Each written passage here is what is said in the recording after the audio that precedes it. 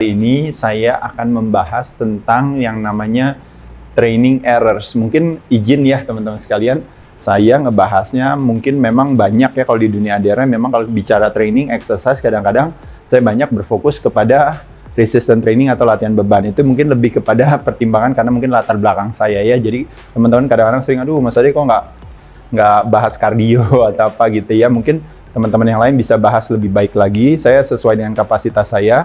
Saya akan kali ini akan membahas tentang training error, khususnya dalam kalau kita berbicara resistance training ya teman-teman lagi. Lebih spesifik lagi kadang-kadang kalau seandainya kita menggunakan dumbbell. Nih lihat nih, ada dumbbell ya ini di sini ya teman-teman sekalian.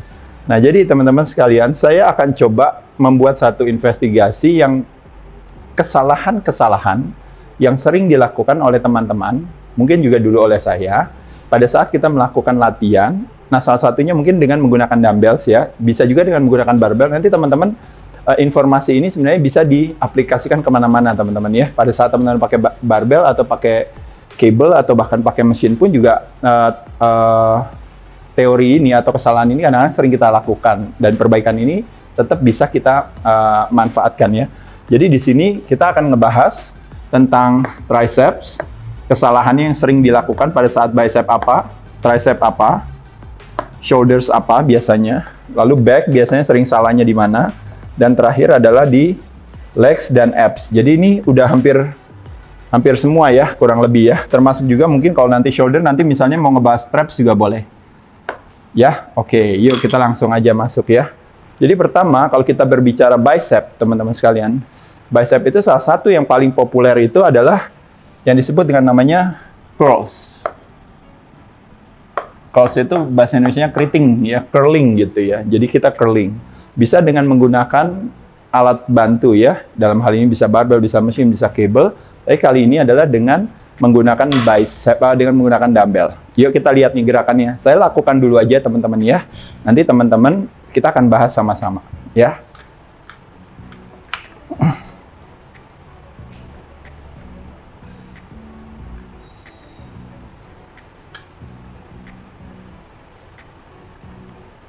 Kelihatannya sederhana ya teman-teman.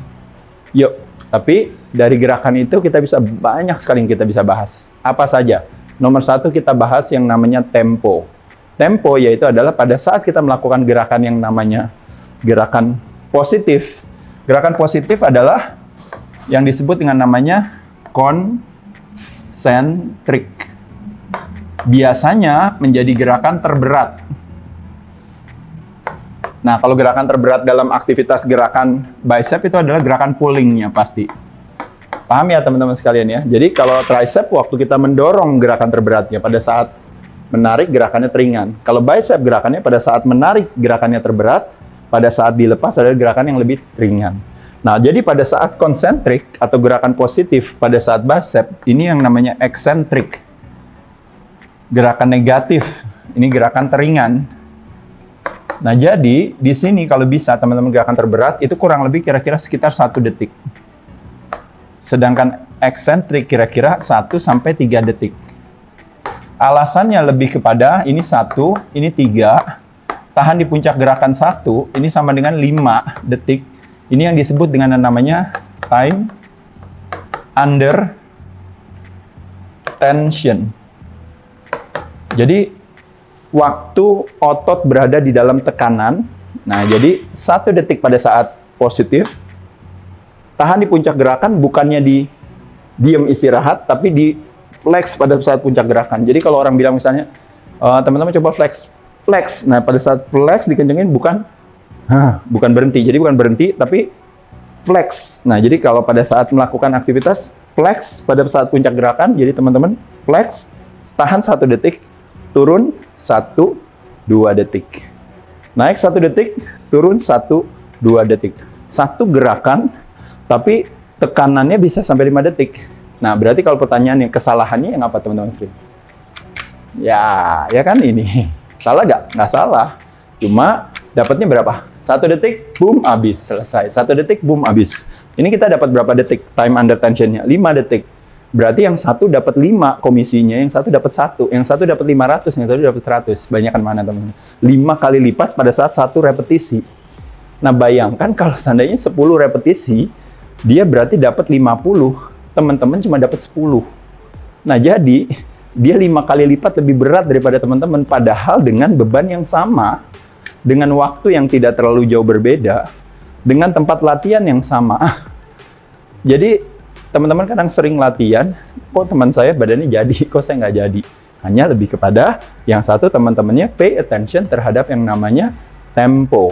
Jadi sekali lagi temponya adalah 1, 1, 3, yaitu ingat sekali lagi teman-teman, positif, tahan di puncak gerakan, turun 1, 2, 3. Positif 1, turun di puncak gerakan, tahan 1, 2, 3. Tahan di puncak gerakan 1 detik, turun 1, 2, 3. Paham ya? Itu dalam hal tempo.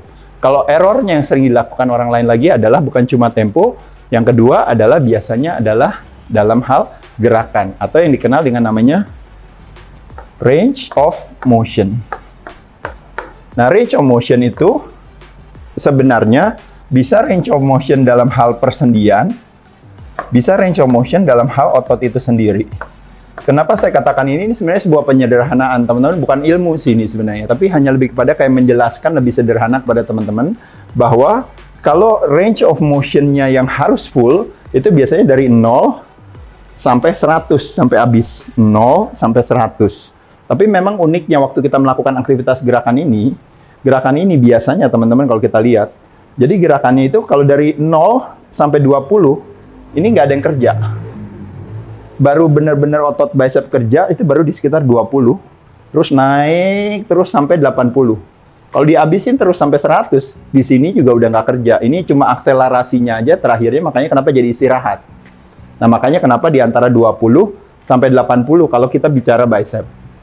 Nah, jadi 20 sampai 80 itu yang disebut dengan namanya range of motion untuk otot 100% full range of motion. Tapi dalam hal gerak, dia nggak jadi full range of motion. Jadi, dalam hal gerak, sendi kelihatannya jadi cuma maybe orang bisa mengasosiasikan sebagai half range of motion, kok cuma setengah gitu ya. Tapi dalam hal otot terlatih secara optimal. Nah, jadi maksudnya di sini yang makanya kenapa teman-teman sering terjadi kayak perdebatan, wah ini kok setengah ini apa? Tapi balik lagi kalau saya bilang ya udah nanti lihat aja hasilnya bicepnya kayak apa gitu aja teman-teman ya. Kalau bicepnya nggak jadi berarti kitanya yang salah ya. Itu tapi yang nggak boleh adalah teman-teman menyalahkan orang lain, tapi bicepnya teman-teman nggak jadi, gitu ya. Nah, jadi sekali lagi, teman-teman sekalian, range of motion, jadi teman-teman bisa rasakan. Nah, dalam hal range of motion yang sering terjadi kesalahan pada saat waktu bicep adalah, teman-teman lihat di sini ya, posisinya kita taruh di depan. Kita nggak ditaruh di samping, atau apalagi ke belakang.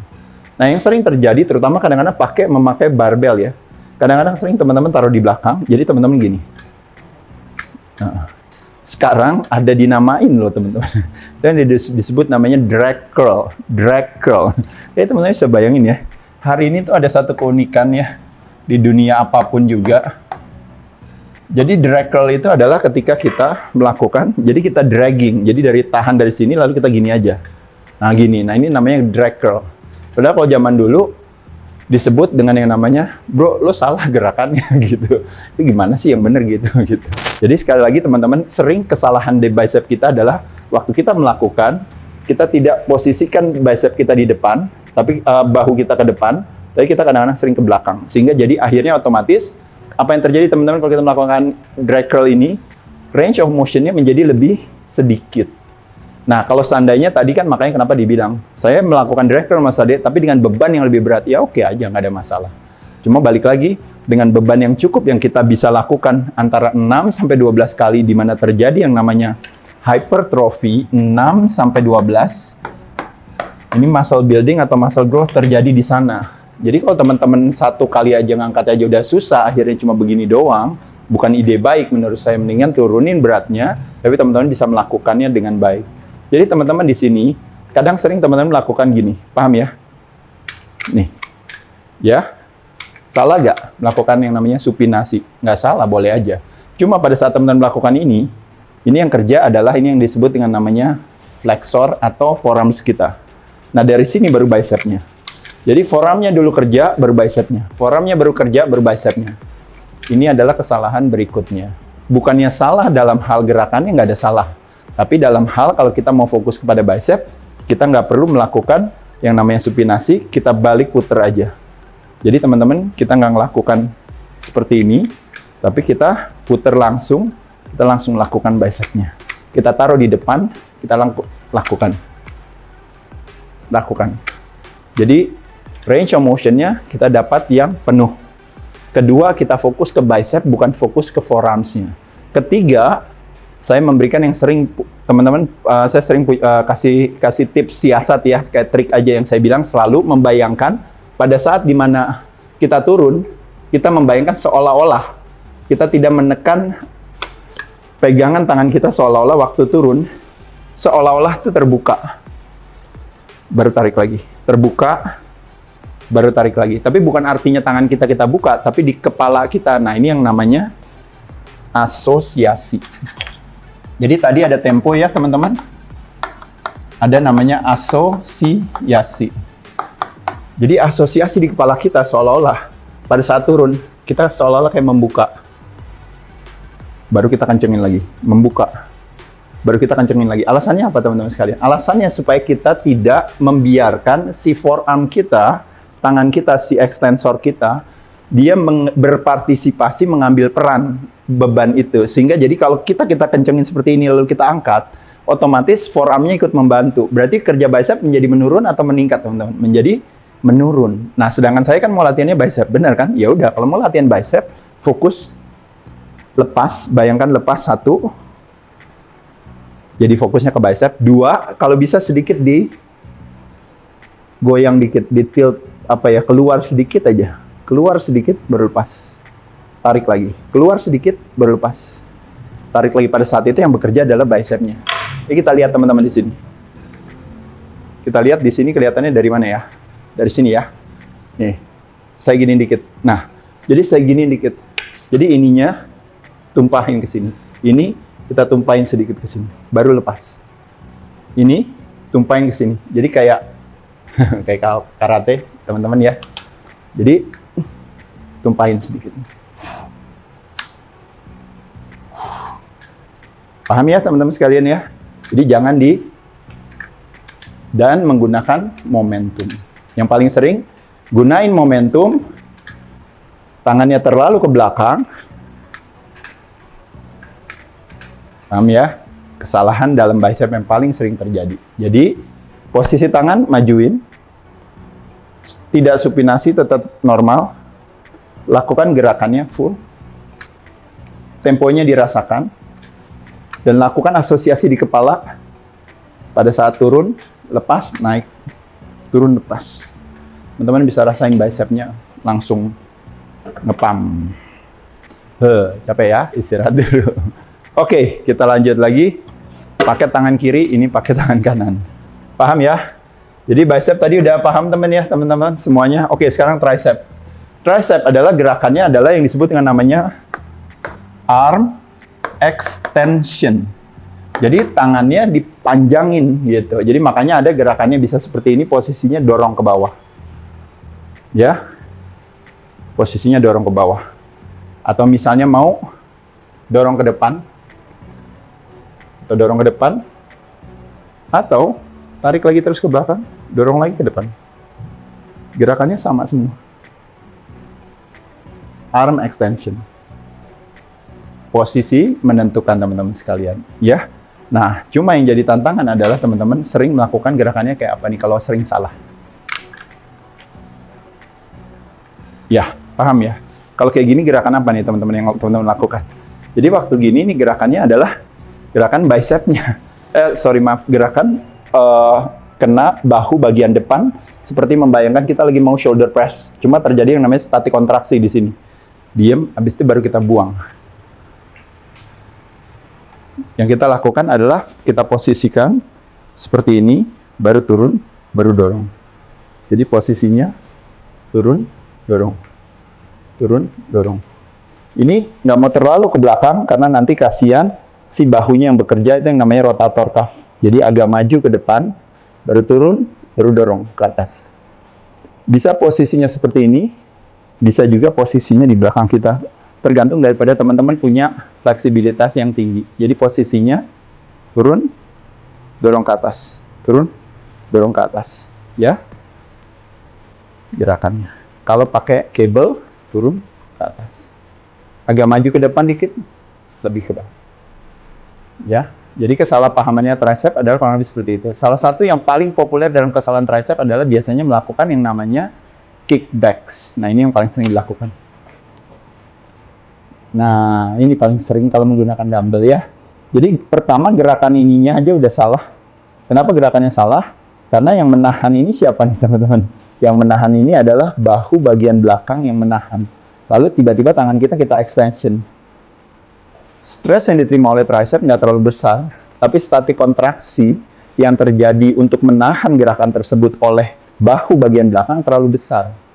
Bahkan pada saat kickback benar sekalipun seperti ini.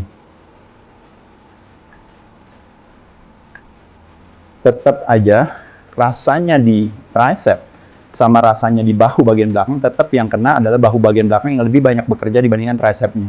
Jadi oleh sebab itu ketimbang kita melakukan aktivitas seperti ini, lebih baik kita lakukan aktivitas yang normal, arm extension dengan menggunakan kabel atau ke depan. Paham ya teman-teman sekalian ya? Jadi tidak terlalu banyak stres di bahu, lebih banyak stresnya di tricep yang kita lakukan. Jadi ini salah satunya aja ya teman-teman ya, kesalahan yang lain sebenarnya banyak juga. Nah jadi bisa pakai dua tangan, bisa nggak? Dua tangan teman-teman, lakukan gerakannya. Ya, kita lihat dari samping seperti ini. Kita lihat dari depan seperti ini. Ya. Yang nyaman buat teman-teman, karena ketika teman-teman ngerasa, aduh lehernya nggak enak, ini apa, berarti jangan dilakuin. Ya. Nah, menggunakan dumbbell membutuhkan satu fleksibilitas yang baik bagi teman-teman, tapi di sisi lain juga, teman-teman nggak mau, kalau nggak nyaman, jangan dilakuin, itu aja. Ya. Oke, yang tricep, kira-kira seperti itu, permasalahan yang sering salah. Dan kedua adalah kalau kita bilang arm extension, jadi all the way, jadi benar-benar kalau bicara full range of motion, kalau tricep selalu di mana-mana selalu full range of motion. Jadi nggak memungkinkan tricep begini diem, nggak memungkinkan tricep seperti ini. Habisin, habisin, habisin, ya ini habisin, habisin. Makanya terjadi yang namanya arm extension tadi. Jadi kalau half range bukannya nggak bekerja, tapi biasanya nggak optimal. Ya, teman-teman, nanti kita lanjutin lagi ya teman-teman ya, karena mungkin waktunya terbatas ya. Jadi saya akan bahas shoulder, back, dan legs di video selanjutnya. Saya terima kasih sekali lagi buat teh botol Sosro. Ingat teman-teman sekalian, ini teh botolnya kan teh botol yang tawar. Jadi kalau tawar itu artinya apa? Artinya 0% gula, 0% pemanis buatan, 0% kalorinya. Dan semuanya 100% itu adalah teh melati. Terima kasih buat teh botol Sosro. Teman-teman sekalian, yuk kita belajar terus ya bersama. Saya minta maaf sekali lagi, mungkin dengan segala keterbatasan yang ada, hari ini agak sedikit teknis ya, agak sedikit jelimet, tapi nggak apa-apa teman-teman. Apabila ada komentar-komentar yang mau teman-teman sampaikan, nanti saya juga mulai saat ini akan berusaha untuk mencoba menjawab juga di kolom komentar ya, buat mungkin ada pertanyaan-pertanyaan teman-teman yang mungkin belum terjawab pada saat saya melakukan atau pembuatan video ini. Ya, saya ucapkan terima kasih teman-teman. Nanti kita ketemu di video selanjutnya dari shoulder, back, dan legs-nya. Terima kasih teman-teman. Sehat selalu.